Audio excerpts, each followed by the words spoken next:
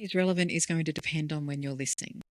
Now, this episode is going live on the 29th of January. And if you're listening to this episode at around that time, then you can still join us for our Speaking with Impact 7-day practice series.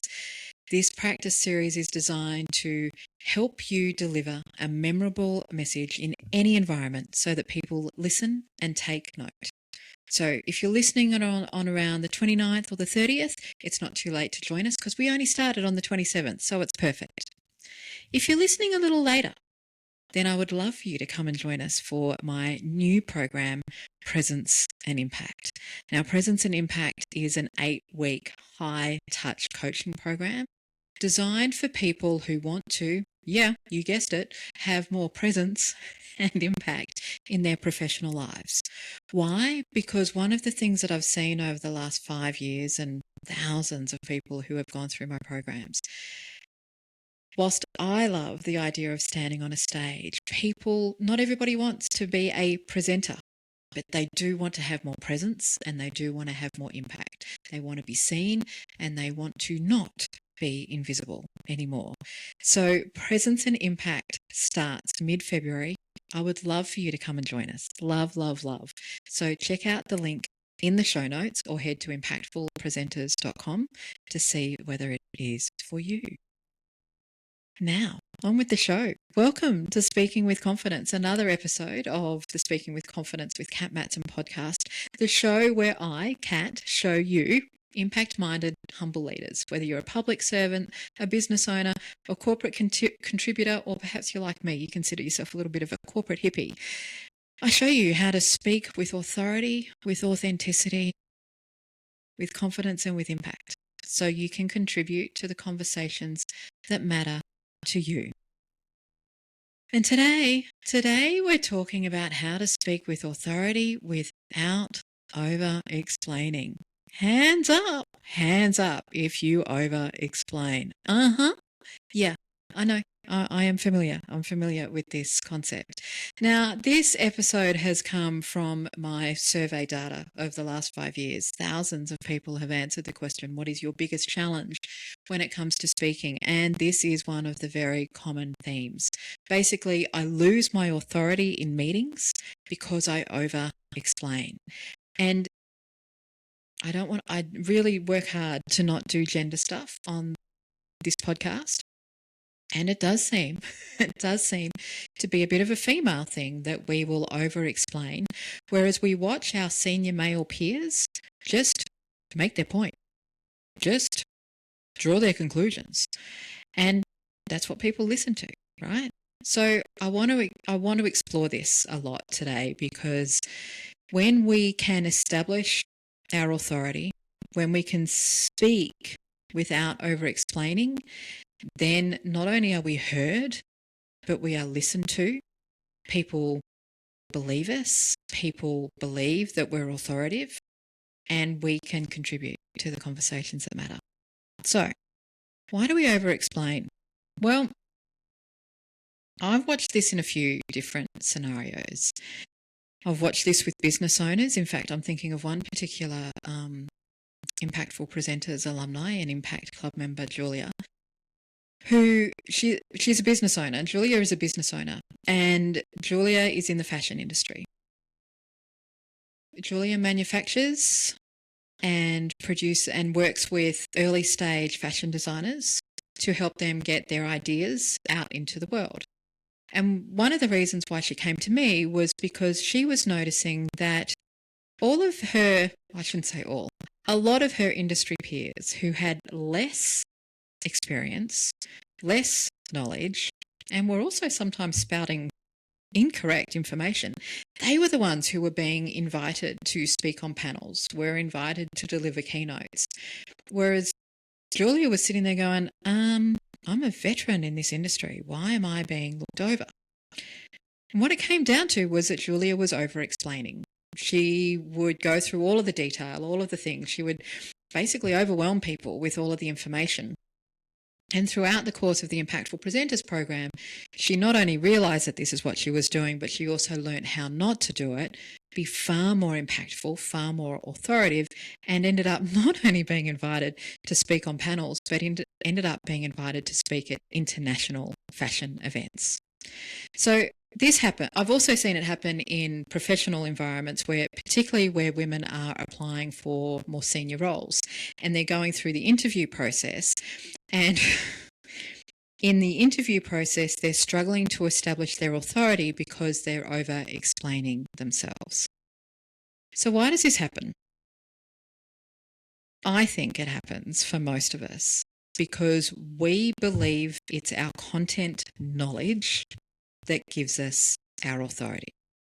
We believe that it's our technical expertise. It's the stuff that we've studied for. It's the things that we've learned. It's all of those things that gives us our authority. And we think that in order to demonstrate that expertise, we need to talk all the detail. We need to explain all of the things. That's actually not true. I did some work a couple of years ago with a team of CSIRO scientists who were in this similar position. They had this fantastic research and insights that they needed to distribute and get out into the world. But if you're not a scientist, do you want all the detail? Do you want to know how the experiments were conducted? Do you want to know how the insights were collated? No, you just want the conclusions. And it's the same with professionals. It was the same with Julia in fashion, and it's the same for women applying for more senior roles. Our listeners at that level do not want all of the detail. They want the conclusion. They want the direction. They want the summary. So when we think that the detail is important, that's why we find ourselves over-explaining. And I'm laughing because I'm thinking of quite a few women who I've coached for their interview technique, and they'll say to me, Kat, I've got to do a 7-minute presentation, and I've got so many things that I want to say, and I'm already speaking really fast when I practice, and I'm like, stop. It's not about squeezing more in by speaking faster. It's about speaking to the verbal subheadings. It's about demonstrating that you know the material without dropping into the data. So how do we do this then? How do we explain what we know without going into all of the detail? Well, if you're a regular listener, welcome back. You might have heard me speak about the lily pads before. So I want you to imagine that you're standing on one side of a lily pond. It's not a massive lily pond. It's got a little footbridge over it. It's quite quaint. And in fact, some of the lilies are even starting to bloom. So it's really quite pretty. And I want you to imagine that on the same side as you're standing, you are standing with your listener. And your listener, whether it's the interview panel, whether it's the audience who needs to receive your scientific research, whether it's your boss or your board, whoever it is, they're standing with you on the same side as this lily pond. As you're standing at this side of the lily pond, you can see all of these different lilies. And I want you to imagine that all of the different lilies represent all of the detail that you could possibly ever explain. Well, actually, there you go. Maybe now that lily pond is a little bit bigger than I first thought. To you, all of those lilies make perfect sense. Like as you're looking out over them, you can kind of see how they all match together. It's like a great big jigsaw puzzle that makes perfect sense to you. To your listener, it looks overwhelming. All of the lily pads look the same. They kind of know that they all fit together, but they don't know how. What you need to ask yourself is, what does my listener need to know now to help them move forward? Which of the lily pads are important for them to know about? Or more importantly, how do I actually, if you could, how do you bring a whole group of those lily pads together to just demonstrate conclusions, insights, knowledge? And ideally, what you want to try to do is bring all of this together so that there's only 3 or less key messages. 3 or less.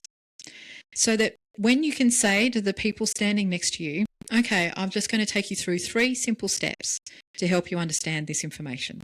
And then you can go 1, 2, 3. And they go, cool, got it. Or they might say, oh, so on point 2, can you tell me a little bit more about that? And this is where I come to my third point, is when you infer detail rather than go into detail. When you think about any extraordinarily smart or intelligent person that you've ever listened to, and you've really enjoyed listening to them, you will see that they infer detail all the time. They will talk in verbal subheadings. They will talk at high level. They might even use stories, and I'll talk more about stories in a second. They'll use stories to illustrate their conclusions, how they land at a point, how they know what they know. You don't need to know all of the detail because they've just shown you that they know. And this is what happens when you think about your lily pads as 3. You can only give them 3 lily pads that's going to help them move across to the other side of the lily pond to where you want them to be. So let's come back to these stories. Again, if you're a regular listener, you'll know that I've spoken about brag bag stories before. And here, what I mean by a brag bag story is a story that illustrates or points to why you know what you know. So, for example, one of my brag bag stories is that I spent 7 years working in senior leadership roles in local council. And I had some pretty significant learnings around effective communication. I also had some pretty significant lessons around why the same voices keep being heard and why diverse voices aren't. And that's what drove me to start this business and to start this podcast, because it's not that people don't want to hear diverse voices. It's just that we are so societally trained to hear things in certain ways, and we're busy, so we don't take the time that is often needed to hear from not only different voices, but from different communication styles. And so from that experience, that's where I learnt and designed many of the frameworks that I now teach today in my Presence and Impact program, in my Impactful Presenters programs, to teach people how to speak with authority and impact while still being authentic, whilst not putting on a show. So your brag bag stories in this case point to why you've drawn your conclusion.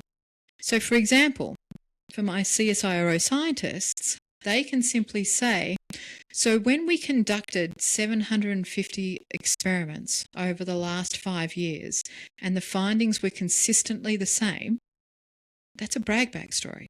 They don't need to explain the 750 experiments. They just need to say that they were done. When you're interviewing, you can say, well, having run 7 different change programs over the last 15 years, from teams of 5 through to entire organisations of thousands, I've seen a consistent pattern. Again, you're inferring the detail without going into it. So to recap, we over-explain because we have relied on the detail to get us where we are. We have learnt the detail to get us where we are, and we believe that that's what's important.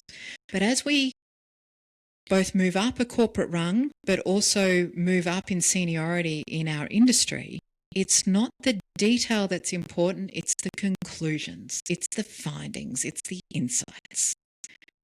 So instead of focusing and delivering all of the detail, instead of over-explaining, think about the lily pads and think about how you can collect all of those lily pads into just 3 key messages, or only pull out the top 3, like a whole lot of the detail that's all of those lily pads your listener doesn't need to know about. They just need to know about the most important 3 themes.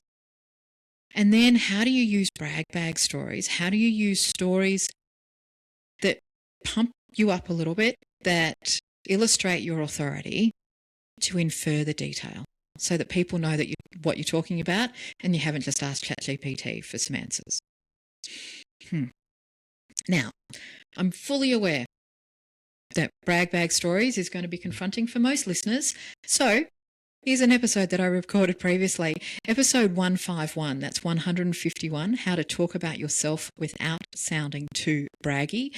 We'll give you some insights into this brag bag methodology or brag bag story methodology, I should say, and how you can use it so you can talk about yourself and you can establish authority and you can remind people just how good you are without sounding like a complete and utter twat.